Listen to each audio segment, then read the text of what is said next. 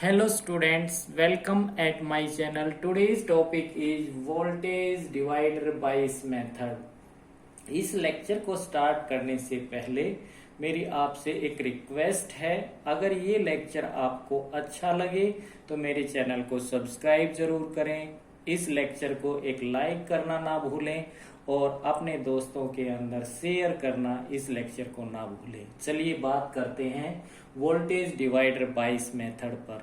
सबसे पहले हमें यह जानना बहुत जरूरी है कि वोल्टेज डिवाइडर बायस मेथड हमें क्यों बनाना पड़ा, और आज के टाइम पे वोल्टेज डिवाइडर बायसिंग मेथड जो है वो सबसे ज्यादा यूज किया जाने वाला मेथड है। वो इसलिए ये वोल्टेज डिवाइडर बायसिंग मेथड है, ट्रांजिस्टर को एक प्रॉपर बायसिंग प्रोवाइड करता है। बायसिंग की हमें जरूरत क्यों पड़ती है?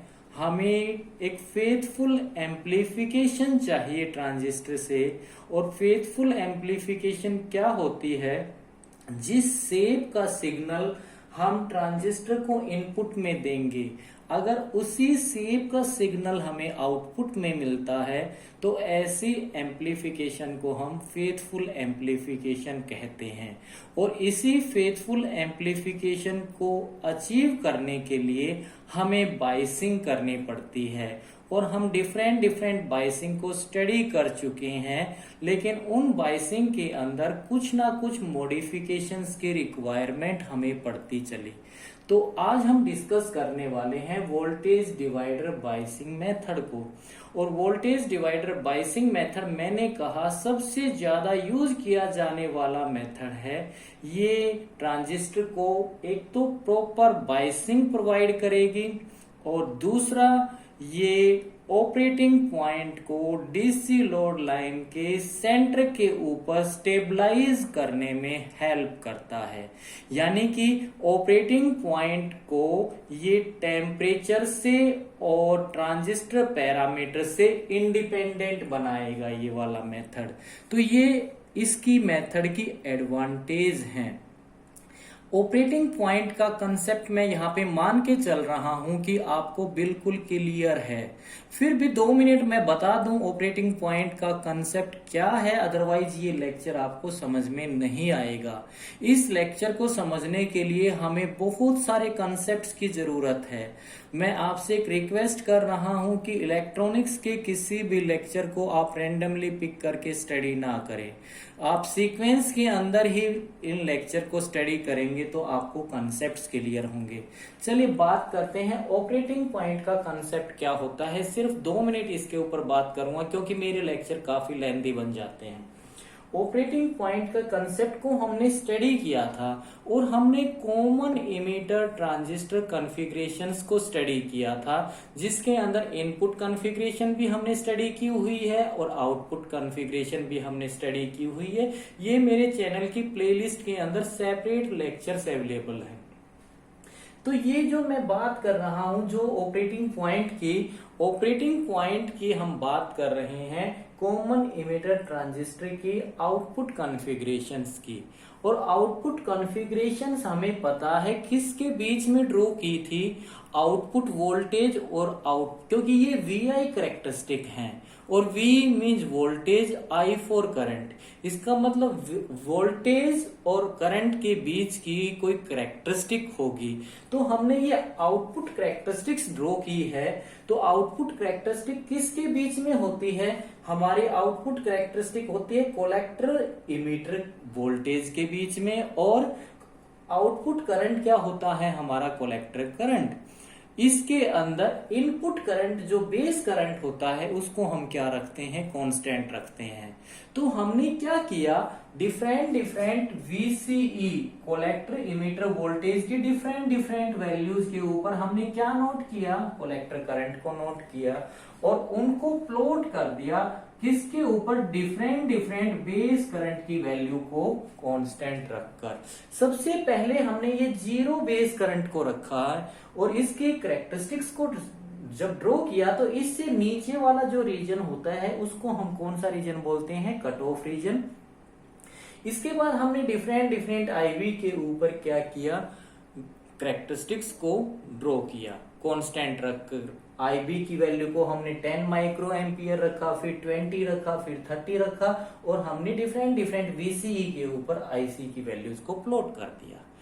अब हमें क्या करना था, इस कैरेक्टरिस्टिक्स को, ये वाली जो कैरेक्टरिस्टिक्स का रीजन है, इस रीजन को हम ट्रांजिस्टर का एक्टिव रीजन बोलते हैं, और इससे नीचे वाले रीजन को कट ऑफ रीजन बोलते हैं, और ये इस वाले रीजन को हम सैचुरेशन रीजन बोलते हैं।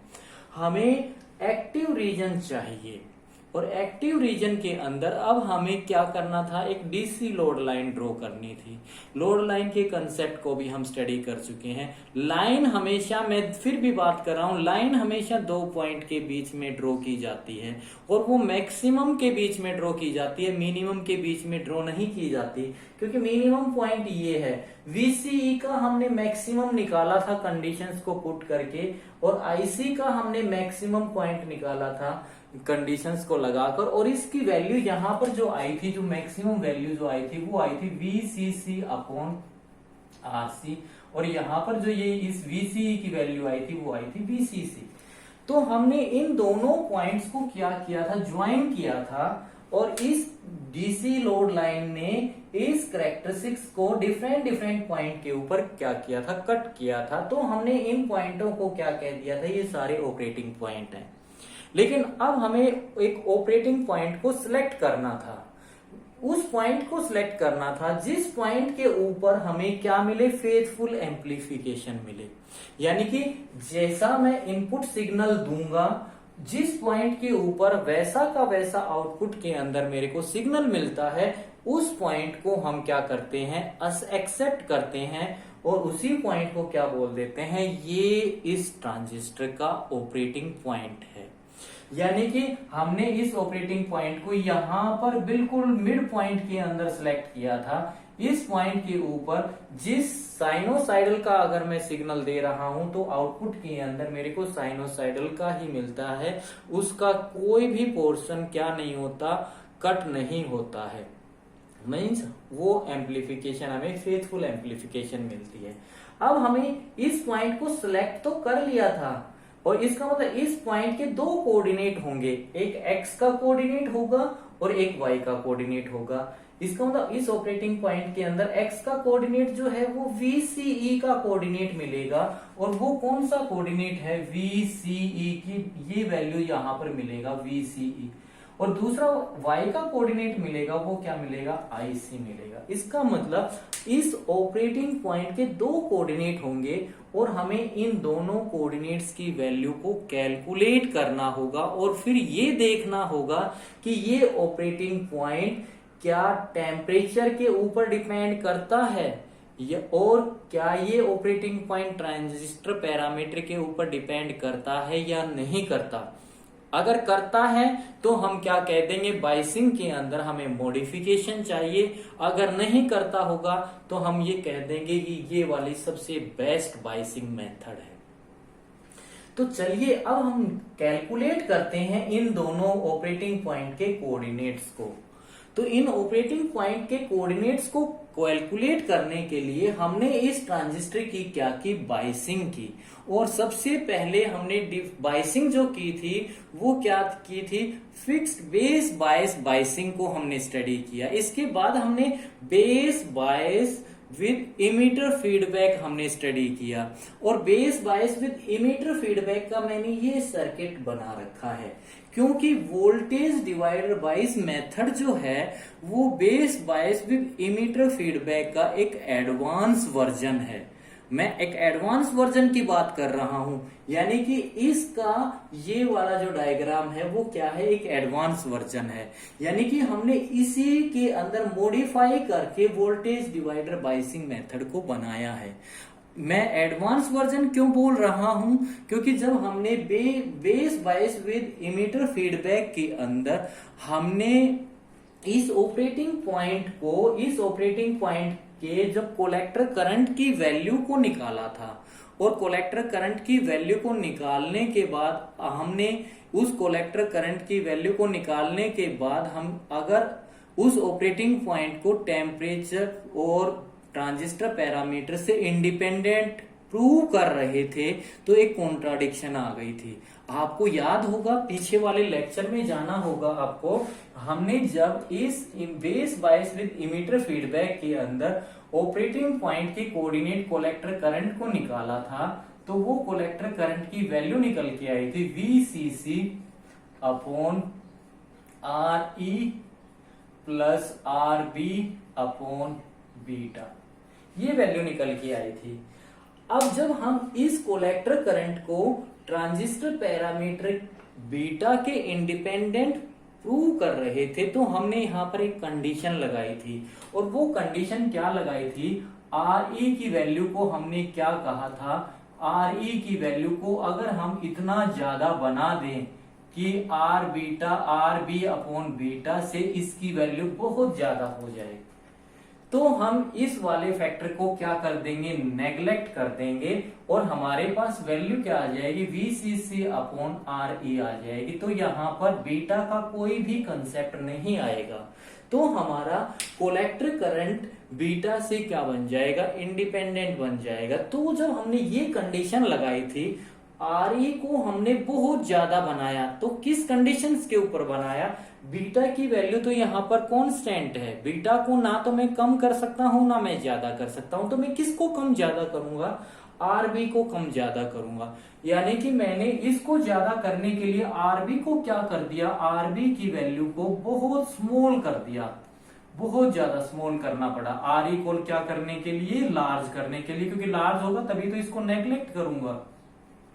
हमने ये कंडीशंस को जब देखा, तो इस सर्किट के अंदर जो base bias with emitter feedback था, यहाँ पर RE की वैल्यू को बहुत ज्यादा कर रहा था, तो यहाँ पर वोल्टेज ड्रॉप बहुत ज्यादा हो रही थी, और वोल्टेज ड्रॉप ज्यादा होने के लिए हमें ये VC की वैल्यू, जो ये वोल्टेज सप्लाई है, बाइसिंग ये बायस सप्लाई है, जो पावर सप्लाई है, इसकी वैल्यू बहुत हाई लेनी पड़ रही थी।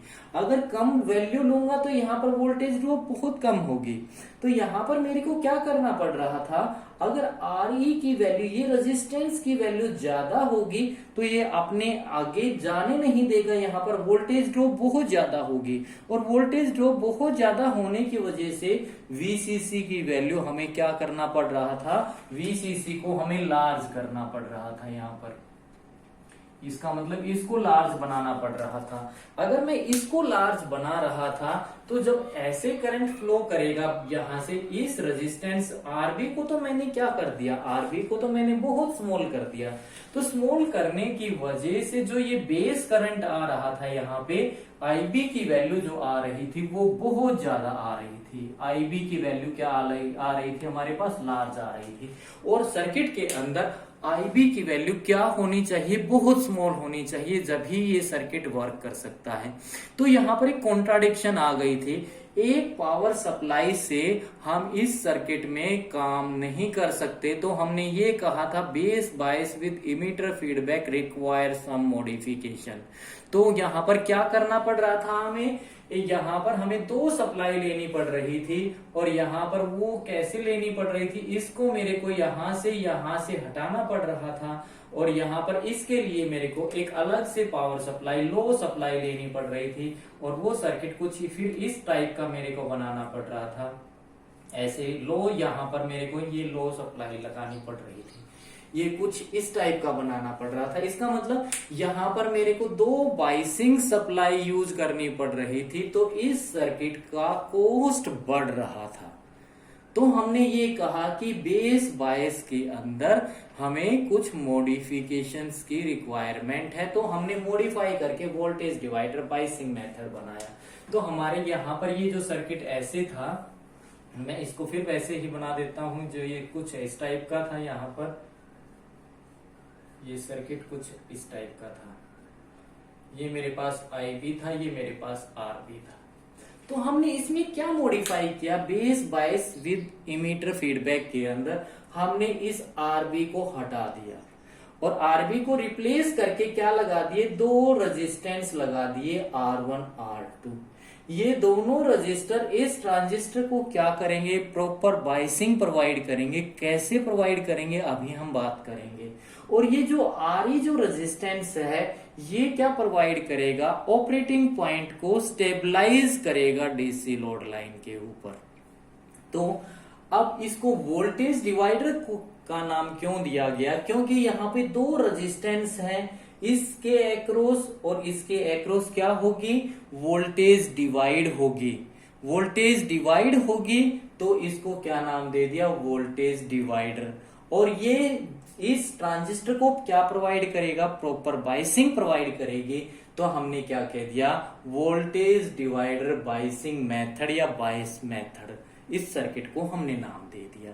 तो वोल्टेज डिवाइडर बाइसिंग का क्यों नाम दिया गया, RB is to be replaced in case of a base bias with emitter feedback with two resistance R1 and R2. So voltage is to be divided across R1 and R2. So voltage divide होने की वजह से इस circuit को नाम दिया voltage divider. अब हम बात करते हैं, ये हमारे पास कुछ इस टाइप का सर्किट बना, इसको रिप्लेस किया R1 R2 से। ये मेरे पास RC है और ये कलेक्टर करंट इसके अंदर की तरफ फ्लो करता है, बेस करंट और कलेक्टर करंट अंदर की तरफ फ्लो करते हैं और इमीटर करंट बाहर की तरफ फ्लो करता है।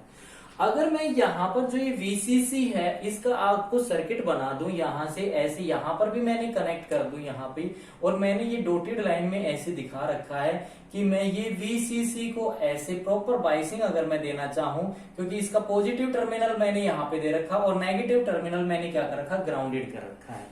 ये नेगेटिव को मैं दूसरा टर्मिनल ये निकाल के लाया, अगर यहां से यहां ना लगाऊं तो जैसे ये पॉजिटिव ये नेगेटिव ये पॉजिटिव ये नेगेटिव को मैंने यहां से ये ऐसे करके क्या कर दिया, ग्राउंडेड कर दिया। तो मैंने इसको शॉर्ट में यहां से हटाकर सिर्फ V+CC कर दिया है। तो ये मेरे पास एक वोल्टेज डिवाइडर बाइसिंग मेथड का सर्किट डायग्राम है। अब इस सर्किट डायग्राम को स्टडी करने के लिए सबसे पहले हमें इसका एक इक्विवेलेंट सर्किट बनाना पड़ेगा। और इक्विवेलेंट सर्किट बनाने के लिए हमें किस चीज की जरूरत पड़ी, थेवेनिन थ्योरम की जरूरत पड़ी, जो कि थेवेनिन नाम के साइंटिस्ट ने दी थी।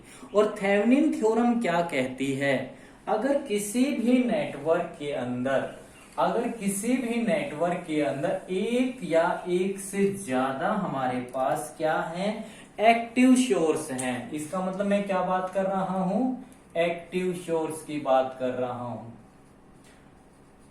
और सोर्स कौन होता है, या तो वोल्टेज सोर्स होगा या मेरे पास कोई करंट सोर्स होगा, ये हमें याद रखना है। एक्टिव सोर्स की मैं बात कर रहा हूं, एक से एक, वन और मोर देन वन, मीन्स किसी नेटवर्क के अंदर, किसी सर्किट के अंदर एक या एक से ज्यादा एक्टिव सोर्स जो कि वोल्ट या क्या करेगा, एनर्जी को जनरेट करते हैं। जैसे वोल्टेज सोर्स एनर्जी को जनरेट करता है और करंट सोर्स एनर्जी को जनरेट करता है। यानी कि किसी सर्किट के अंदर या नेटवर्क के अंदर एक या एक से ज्यादा वोल्टेज सोर्स या करंट सोर्स हैं, और क्या उस सर्किट के अंदर एक या एक से ज्यादा क्या पैसिव एलिमेंट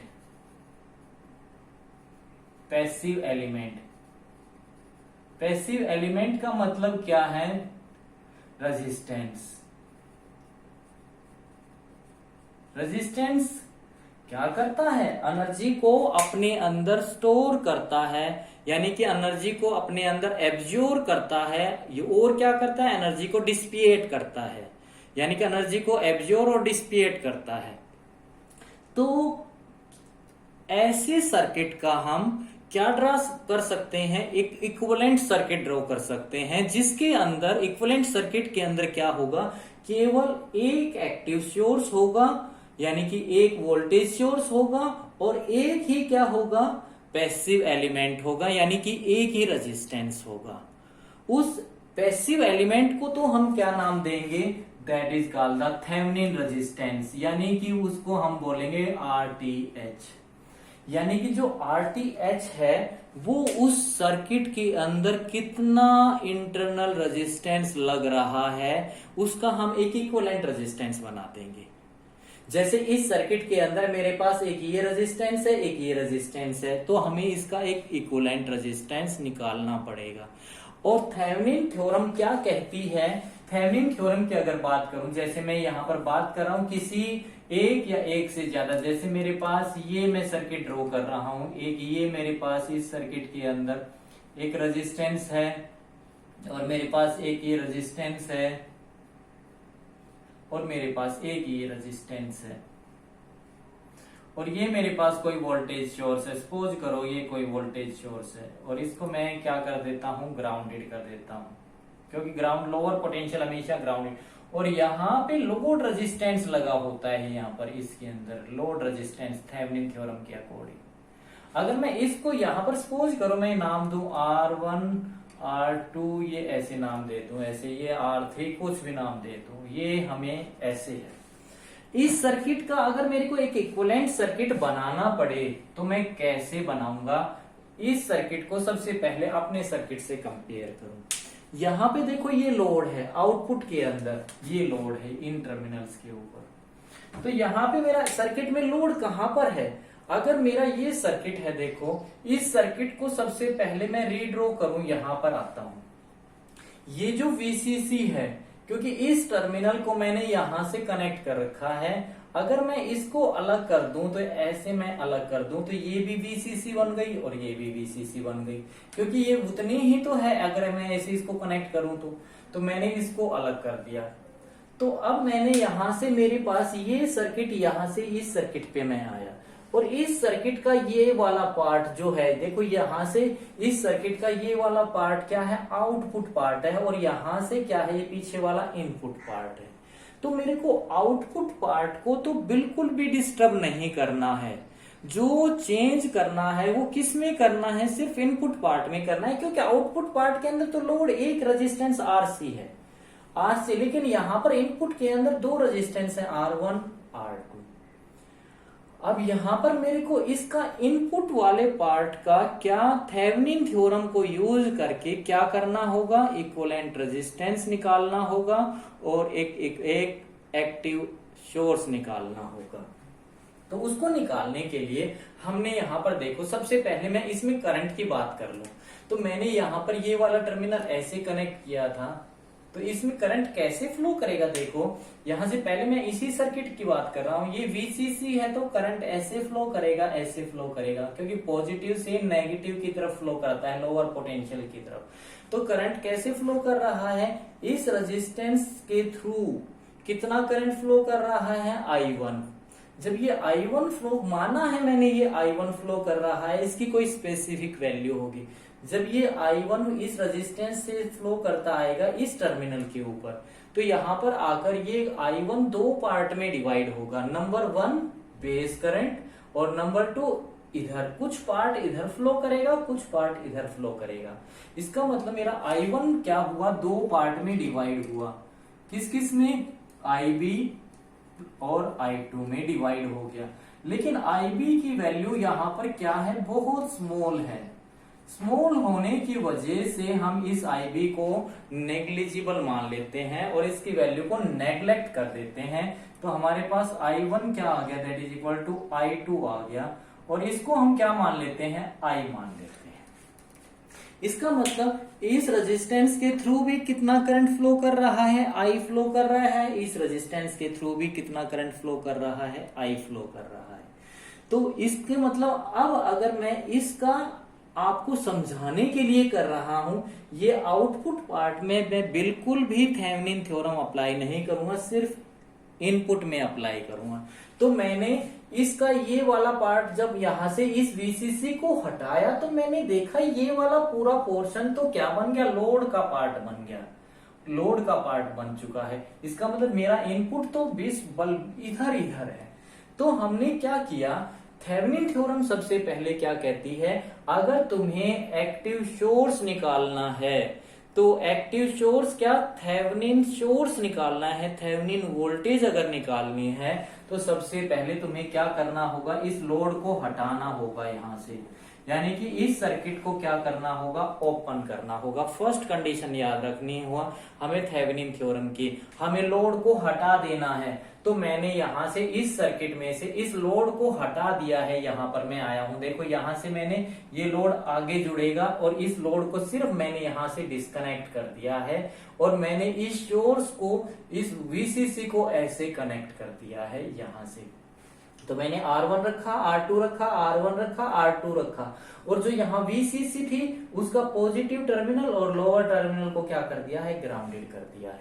तो मेरा कुछ इनपुट पार्ट ये ऐसा बन गया और आउटपुट मैंने लोड को ओपन कर दिया है, लोड को ओपन कर देना है। तो लोड को ओपन करने के बाद मैंने देखा इस सर्किट में कितना करंट फ्लो कर रहा है, वो बात कर चुके हैं हम, थ्रू R1 के अक्रॉस भी आई और R2 के अक्रॉस भी आई फ्लो करेगा। तो जब हमने इस रेजिस्टेंस, ये करंट की वैल्यू को निकालने की कोशिश की, सबसे पहले इस सर्किट में कितना करंट फ्लो कर रहा है, तो कितना आई की वैल्यू को कैलकुलेट कैसे करेंगे, ये तो वीसीसी है, ये वीसीसी किसके अक्रॉस ड्रॉप होगी, इसके अक्रॉस ड्रॉप होगी और इसके अक्रॉस ड्रॉप होगी। कैसे निकालेंगे इसको हम, वीसीसी इज इक्वल टू क्या लिख सकते हैं हम, VCC is equal to that is equal to IR1 plus IR2। तो यहां से I की वैल्यू को मैं कॉमन निकाल लूंगा और क्या बन गया, R1 प्लस R2 और I की वैल्यू कितनी आ गई, इस सर्किट में कितना I फ्लो कर रहा है, VCC upon R1 plus R2, ये फ्लो कर रहा है। इसका मतलब इस सर्किट में कितना करंट फ्लो कर रहा है, ये करंट फ्लो कर रहा है। अगर मेरे को थेवेनिन वोल्टेज निकालनी है तो सबसे पहले क्या करना होगा, हमें लोड को हटाना होगा, हमने हटा दिया लोड। अब लोड को हटाने के बाद मैं क्या कह रहा हूं, देखो ये दोनों रेजिस्टेंस आपस में क्या है, अभी बात करूंगा। हमें यहां पर ये कोई इमेजिनरी सोर्स बन गया, ऐसा कुछ सोर्स बन चुका है। इसका मतलब यहाँ पे जो वोल्टेज आएगी वो क्या होगी, that is called the Thevenin voltage होगी, VTH होगी। और ये जो वोल्टेज है वो उसकी वैल्यू एग्जैक्टली कितनी होगी, जितनी इन दोनों टर्मिनल के अक्रॉस है उतनी ही होगी। इसका मतलब अब ये मेरे को टर्मिनल चाहिए थे, मेरे सर्किट में एक ये रेजिस्टेंस है और एक ये रेजिस्टेंस है। इसका मतलब मेरे पास एक ये रेजिस्टेंस है और एक ये रेजिस्टेंस है। तो हमने इसको क्या किया, देखो यहां से मेरे को इस शेप में बनाने के लिए अगर मैं सपोज करूं इसको हटा देता हूं तो मेरे पास कुछ इस टाइप का ये सर्किट है, एक R1 है और एक R2 है, ये है। ये कैसे है, ये देखो इसको मैं बना रहा हूं, मैंने इस वाले शेप को यहां पर चेंज करने की कोशिश की है। ये रेजिस्टेंस है, इस रेजिस्टेंस को मैंने यहां से हटाया और यहां से ऐसे घुमा दिया। इसका मतलब इस रेजिस्टेंस का ये वाला टर्मिनल मैंने ये रेजिस्टेंस ये R1 था, यहां पर देखो ये R1 है, ये R2 है। इस रेजिस्टेंस को मैंने क्या किया, ऐसे घुमा दिया, ये मैंने ये R2 है और इसको ऐसे घुमा दिया, ये ऐसे घुमा दिया। इसका मतलब ये वाला टर्मिनल ऐसे घूम गया, ऐसे घूम गया और ये VCC आ गया और ये ग्राउंड के साथ कनेक्ट हो गया। तो ये मेरा जो सर्किट डायग्राम है वो ऑलमोस्ट थेवेनिन थ्योरम वाले सर्किट जैसा बन चुका है। तो यहां पर मैंने वो दोनों सीरीज रेजिस्टेंस, ये तो दोनों सीरीज में पड़े थे लेकिन ये दोनों रेजिस्टेंस पैरेलल में है तो मैंने उसको हटा भी दिया है। तो यहाँ पर ये रेजिस्टेंस, ये सर्किट और ये सर्किट में कोई डिफरेंस नहीं है। तो यहाँ पर जो इस रेजिस्टेंस के अक्रॉस जो वोल्टेज मींस यहाँ पर जो वोल्टेज आएगी उस वोल्टेज को मैं क्या कह रहा हूं, थेवेनिन वोल्टेज कह रहा हूं। यानी वो वोल्टेज उतनी ही तो होगी जितना इस रेजिस्टेंस के अक्रॉस आएगी। इसका मतलब R2 के अक्रॉस जो वोल्टेज आएगी वो क्या होगी, थेवेनिन वोल्टेज होगी। तो हमने उसको निकाल लिया। इसका मतलब VTH, थेवेनिन वोल्टेज कितनी होनी चाहिए, VTH इज इक्वल टू कितनी होगी, R2 और इस सर्किट में कितना करंट फ्लो कर रहा है, I फ्लो कर रहा है। तो यहां पर VTH की वैल्यू कितनी हो गई, दैट इज इक्वल टू ये वैल्यू मैं पुट कर दूंगा I की वैल्यू। तो यहाँ पे कितनी हो गई, VCC into R2 upon R1 plus R2। जब मैं सर्किट को डिजाइन करूंगा तो ये VTH की वैल्यू क्या होगी, देखो फिक्स होगी। क्यों फिक्स होगी? VCC की वैल्यू फिक्स है, R2 फिक्स है, R1 फिक्स है, R2 फिक्स है। ये वैल्यू मेरे पास VTH की वैल्यू क्या है, कांस्टेंट है। यानी कि ये जो वैल्यू अभी मैं बात करूंगा, इस सर्किट के अंदर इक्विवेलेंट सर्किट के अंदर क्या बनेगा, VTH जब बनाऊंगा तो इसके अक्रॉस जो ये वैल्यू आएगी वो कांस्टेंट आएगी। अब मैं इस सर्किट का एक इक्विवेलेंट रेजिस्टेंस निकालना चाह रहा हूं, यानी कि जो यहाँ रेजिस्टेंस है वो इक्विवेलेंट रेजिस्टेंस कितना होगा, ये इक्विवेलेंट निकालना चाह रहा हूं। और सर्किट में इक्विवेलेंट रेजिस्टेंस जब निकालते हैं तो हम जितने भी वोल्टेज सोर्स होते हैं उन सबको क्या कर देते हैं, ग्राउंडेड कर देते हैं, यानी उनको हम क्या कर देते हैं, शॉर्ट कर देते हैं, ऐसे कर देते हैं। तो ये वाला सर्किट जो है वो कैसी शेप का आ जाएगा, देखो ये वाला टर्मिनल क्या हो गया, ग्राउंड हो गया ना। तो मैं इस टर्मिनल को कैसे घुमा दूं, ऐसे घुमा दूं, ऐसे। ये रेजिस्टेंस कैसे आ जाएगा, जैसे मैंने यहाँ पे घुमा के दिखा रखा है आपको। ये वाला रेजिस्टेंस को मैं यहाँ से हटाऊं और यहाँ से ये वायर थी, ऐसे वायर थी, और इसको ऐसे घुमा दूं और ये रेजिस्टेंस ऐसे लगा, तो ये वाला टर्मिनल क्या हो गया, ग्राउंडेड हो गया। तो ये दोनों रेजिस्टेंस कैसे बन गए, पैरेलल में बन गए। यहां से मैंने ये जो रेजिस्टेंस था उसको ऐसे घुमा दिया, ये वाला टर्मिनल ग्राउंडेड बन गया। इसका मतलब ये मेरे पास एक इक्विवेलेंट रेजिस्टेंस बन गया। इस सर्किट के अंदर कितना इंटरनल रेजिस्टेंस है, तो ये कितना इक्विवेलेंट रेजिस्टेंस आ गया, मतलब RTH जो आएगा, ये जो थेवेनिन रेजिस्टेंस आएगा वो क्या बनेगा, वो R1 और R2 का पैरेलल रेजिस्टेंस का कॉम्बिनेशन बनेगा। और मैं ये जानता हूं RTH कितना होगा, इसका मतलब RTH is equal to parallel में कितना होता है, हम पैरेलल में रेजिस्टेंस जानते हैं, RTH is equal to 1/R1 plus 1/R2। और ये वैल्यू कितनी आएगी, ये वैल्यू मेरे पास आएगी R1 R2 upon R1 plus R2। ये वैल्यू भी फिक्स आएगी हमारे पास। और पैरेलल के अंदर रेजिस्टेंस, पैरेलल इक्विवेलेंट रेजिस्टेंस की वैल्यू, RTH की जो वैल्यू है, इसका मतलब यहां से मैंने ये इसको एलसीएम लूंगा, ये तो क्या आएगा, ऊपर R1 R2 plus R1 upon R1 R2 ये आएगा। अगर मैं इसको रिवर्स कर दूं तो RTH कितना बन गया, RTH इज इक्वल टू कितना बन गया, R1 R2 upon R1 plus R2 ये बन गया। और ये मेरे पास एक फिक्स्ड वैल्यू है, ठीक है। और इसकी पैरेलल के अंदर रेजिस्टेंस, जो इक्विवेलेंट रेजिस्टेंस होता है RTH, उसकी वैल्यू क्या होगी, लेस होगी इन कंपैरिजन ऑफ किसके, R1 और R2 के। जो इसकी वैल्यू होगी और इसकी वैल्यू होगी, इसकी वैल्यू इनसे क्या मिलेगी, कम मिलेगी। तो RTH पैरेलल के अंदर रेजिस्टेंस क्या, इक्विवेलेंट रेजिस्टेंस की वैल्यू कम हो जाती है। चलो अब हम इक्विवेलेंट सर्किट बनाने की कोशिश करते हैं। देखो मेरे पास सर्किट में वोल्टेज और रेजिस्टेंस कैसे कनेक्ट होते हैं, सीरीज के अंदर। तो मेरे पास वोल्टेज R2 के अक्रॉस इस ये रेजिस्टेंस मेरे पास यहाँ पर क्या था, R2 था। इस R2 के अक्रॉस जो वोल्टेज आई है, ये वोल्टेज आ गई R2 के अक्रॉस। तो ये जो वोल्टेज आई है वो कितनी आई है, थेवेनिन वोल्टेज आई है, और वो उसकी वोल्टेज की वैल्यू ये है, ये मैंने लगा दिया है। और यहां पर जो इक्विवेलेंट, इन दोनों का इक्विवेलेंट रेजिस्टेंस निकला है, वो इक्विवेलेंट रेजिस्टेंस कितना निकला है, वो इतना निकला है, और उसकी वैल्यू ये है। इसका मतलब मेरा ये सर्किट एक इक्विवेलेंट सर्किट में कन्वर्ट हो गया, और ये मेरे पास वोल्टेज डिवाइडर बायसिंग मेथड का एक इक्विवेलेंट सर्किट बन गया। और जो कि मैंने किसकी हेल्प से बनाया है, थेवेनिन थ्योरम की हेल्प से बनाया है। ये आउटपुट को मैंने बिल्कुल भी डिस्टर्ब नहीं किया है, सिर्फ इनपुट को डिस्टर्ब किया है। अब इस सर्किट की हेल्प से हम इस ऑपरेटिंग पॉइंट के दोनों कोऑर्डिनेट्स को निकालेंगे, और निकालने के बाद ये बात करेंगे क्या यहाँ पर हमारा ऑपरेटिंग पॉइंट टेम्परेचर से और ट्रांजिस्टर पैरामीटर से इंडिपेंडेंट है या नहीं है। चलिए अब इस पर बात करते हैं। तो हमने दोनों वैल्यू निकाल लिए हैं। VTH की वैल्यू मैं यहां पर लिख देता हूं, कितनी वैल्यू है, VCC R2 upon R1 plus R2, ये है मेरे पास। और RTH की वैल्यू मेरे पास कितनी है, that is equal to R1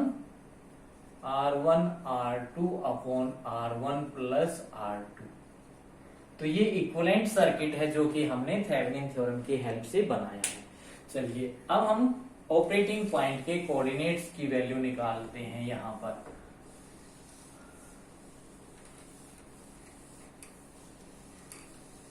मेरे पास इस सर्किट को अगर मैं स्टडी करता हूं तो इसके सबसे पहले मेरे को क्या निकालना होगा, IC की वैल्यू को निकालना होगा। और IC क्या है, कोलेक्टर करंट की वैल्यू है। और वो कोलेक्टर करंट क्या है, ऑपरेटिंग पॉइंट का एक कोऑर्डिनेट है। तो उसकी वैल्यू को निकालने के लिए हमने इसके सिर्फ इनपुट सेक्शन में, मेरे पास इनपुट सेक्शन ये है, यहां से इधर वाला इनपुट है और इधर वाला आउटपुट है। तो इनपुट सेक्शन की अगर मैं बात करता हूं तो इसमें हम क्या अप्लाई करते हैं, KVL को अप्लाई करते हैं। Apply KVL, voltage Kirchhoff law in input section.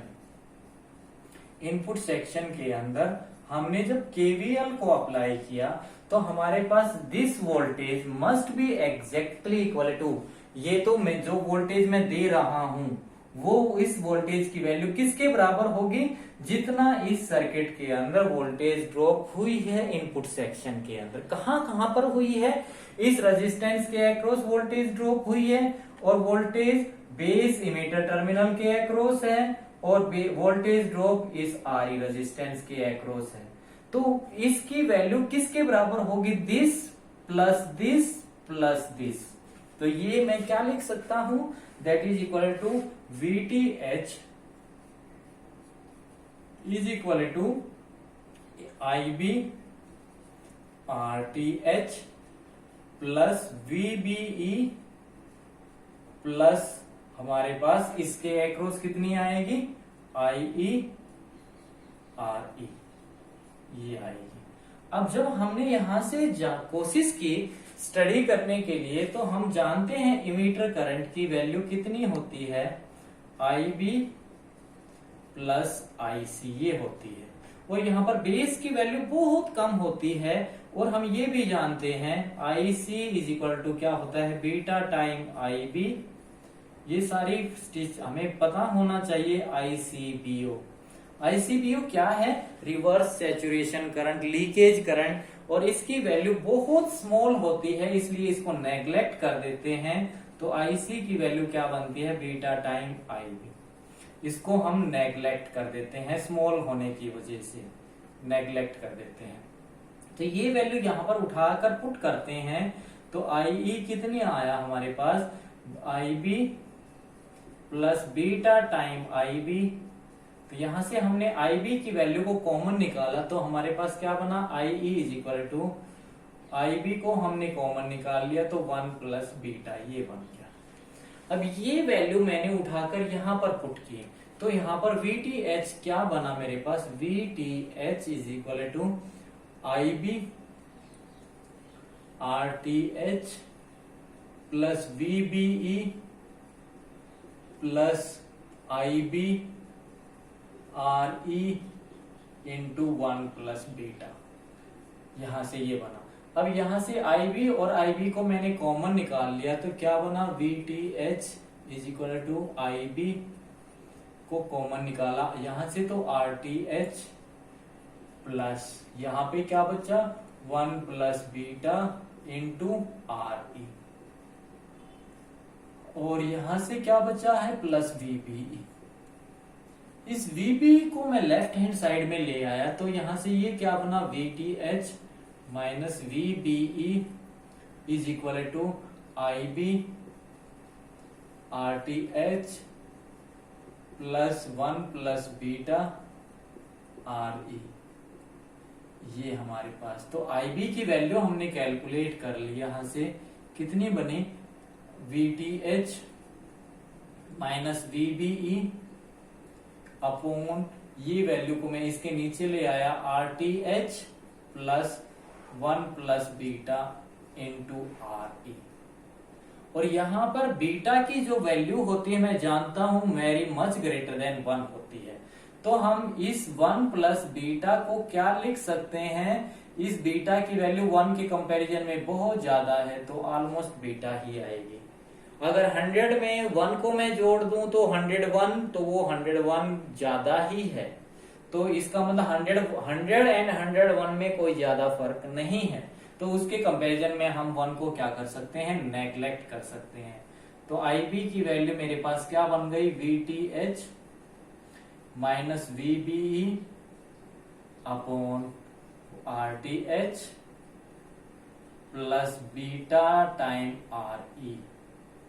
और यहां से मैंने बीटा को जब कॉमन निकाल लिया तो क्या बना, VTH minus VBE upon beta को मैंने कॉमन निकाल लिया तो यहां से ये क्या बना हमारे पास, RE plus RTH upon beta, ये बन गया हमारे पास। तो हम यहां से कोलेक्टर करंट की वैल्यू को लिख सकते हैं। तो कोलेक्टर करंट हमें पता है कितना होता है, beta time IB, IC is equal to beta time IB होता है। और IB की वैल्यू उठाकर मैं यहां पर पुट कर दूं तो मेरे पास क्या बनेगा यहां पर, that is equal to collector current की वैल्यू कितनी बनेगी, IC is equal to beta into ये value VTH minus VBE upon beta into RE plus RTH upon beta. यहां से बीटा कट गया और हमारे पास IC की वैल्यू क्या निकल के आ गई, VTH minus VBE upon RE plus RTH upon beta. यहां पर हमें पता है RTH क्या है, R1 और R2 का पैरेलल कॉम्बिनेशन का इक्विवेलेंट रेजिस्टेंस है। और पैरेलल कॉम्बिनेशन के इक्विवेलेंट रेजिस्टेंस की वैल्यू क्या आती है, स्मॉल आती है। तो यहां पर हम कंडीशन लगा सकते हैं RE की वैल्यू जो है वो क्या है, ग्रेटर देन है RTH अपॉन बीटा से, क्योंकि RTH तो ऑलरेडी क्या है, RTH तो स्मॉल है और स्मॉल वैल्यू को मैं बीटा लार्ज से डिवाइड करूंगा। लार्ज किसकी वैल्यू है, बीटा की। तो हमेशा स्मॉल को लार्ज से डिवाइड करूंगा तो क्वांटिटी क्या आएगी, स्मॉल आएगी। और यहां पर ये कंडीशन बिल्कुल करेक्ट है। इसका मतलब ये रेजिस्टेंस की वैल्यू क्या है, स्मॉल है। तो यहां पर हम इसके कंपैरिजन में, इन कंपैरिजन ऑफ RE के कंपैरिजन में इस फैक्टर को क्या कर सकते हैं, नेग्लेक्ट कर सकते हैं। तो IC इज इक्वल टू क्या बन गया मेरे पास, VTH minus VBE upon RE बन गया। और यहां पर ये जो कोलेक्टर करंट है वो क्या है, बीटा से इंडिपेंडेंट है।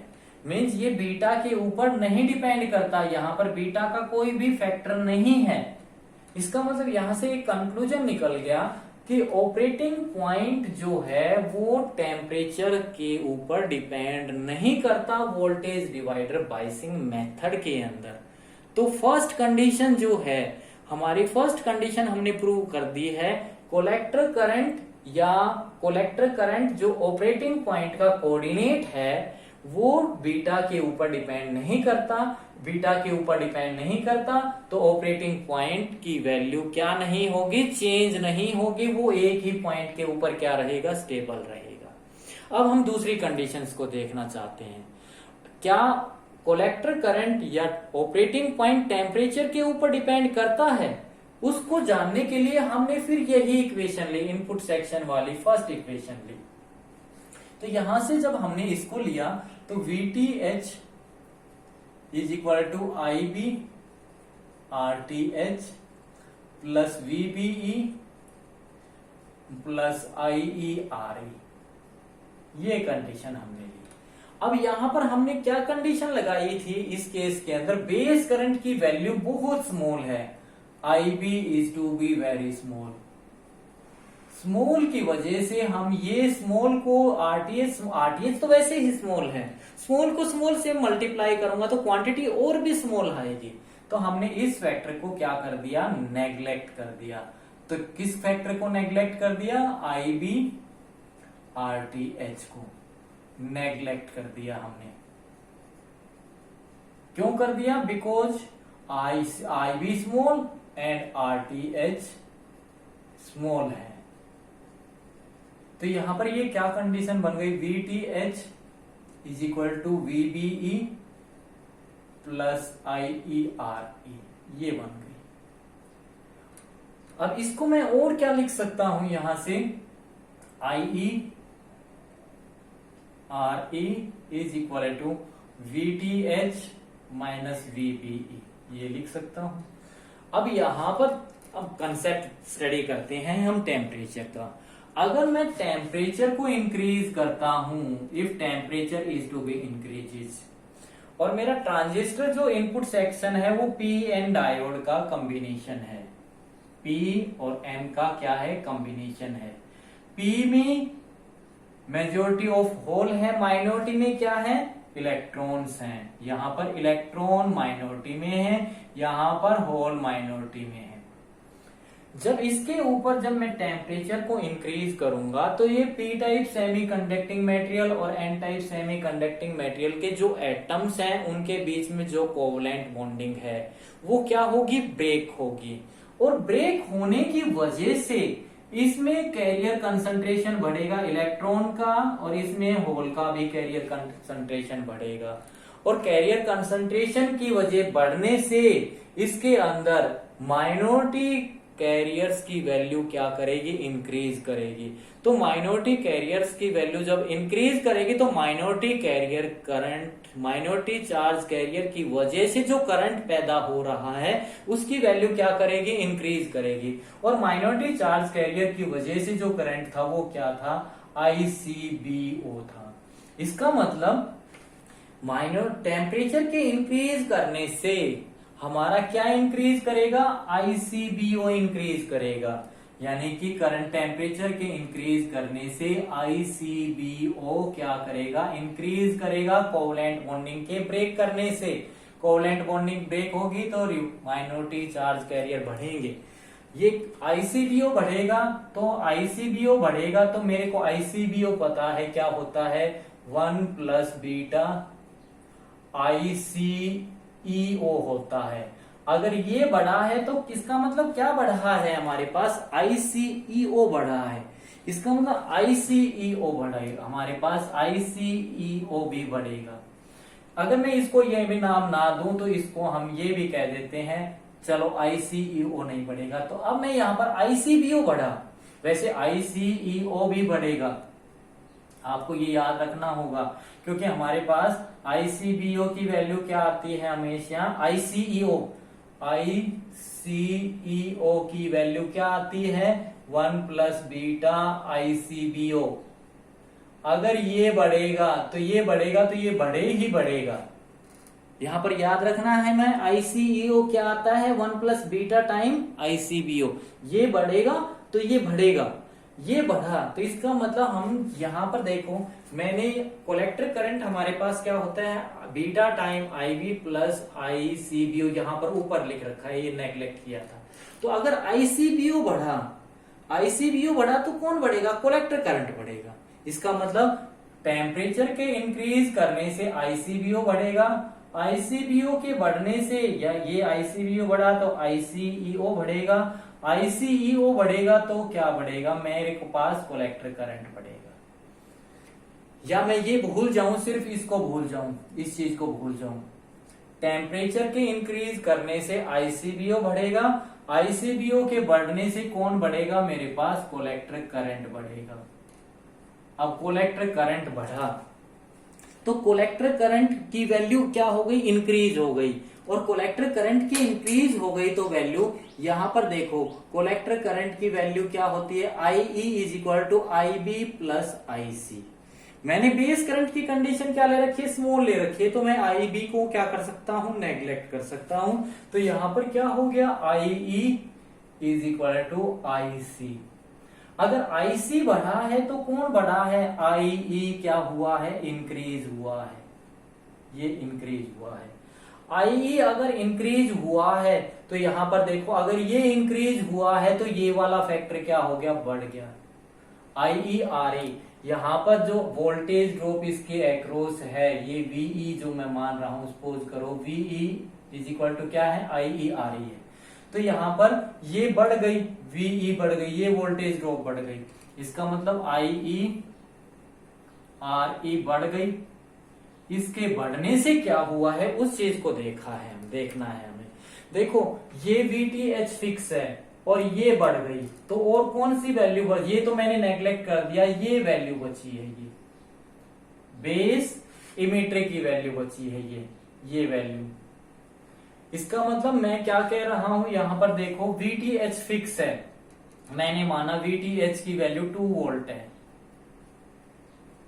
और पहला एक केस ले रहा हूं, वीबीई की वैल्यू कितनी ले रहा हूं मैं, 0.7 वोल्ट ले रहा हूं, और आईईआरई की वैल्यू, इसका मतलब कितनी आई मेरे पास, आईईआरई की वैल्यू 2 वोल्ट माइनस 0.7 वोल्ट, और ये कितनी निकल के आई, that is equal to 1.3 volt आई। अब मैं ये कह रहा हूं इसकी वैल्यू बढ़ी है, ये वैल्यू बढ़ गई, इसका मतलब ये पहले 1.3 था तो 1.4 हो गया, तो 1.4 वोल्ट कब आएगा, 2 वोल्ट तो फिक्स है। तो इसका मतलब इसकी वैल्यू को क्या होना पड़ेगा, कम होना पड़ेगा। इसका मतलब किसकी वैल्यू कम होगी, वीबीई की वैल्यू को कम होना पड़ेगा। इसका मतलब वीबीई की वैल्यू को कम होना पड़ेगा यहां पर, तो ये क्या हुआ, वीबीई की वैल्यू क्या हो गई, डिक्रीज कर गई। अगर ये वीबीई की वैल्यू डिक्रीज कर गई तो इनपुट बेस इमीटर जंक्शन जो फॉरवर्ड बायस था, अगर उसकी वैल्यू क्या कर रही है, डिक्रीज कर रही है, तो ये इनपुट सेक्शन क्या नहीं कर पाएगा, कंडक्ट ही नहीं कर पाएगा।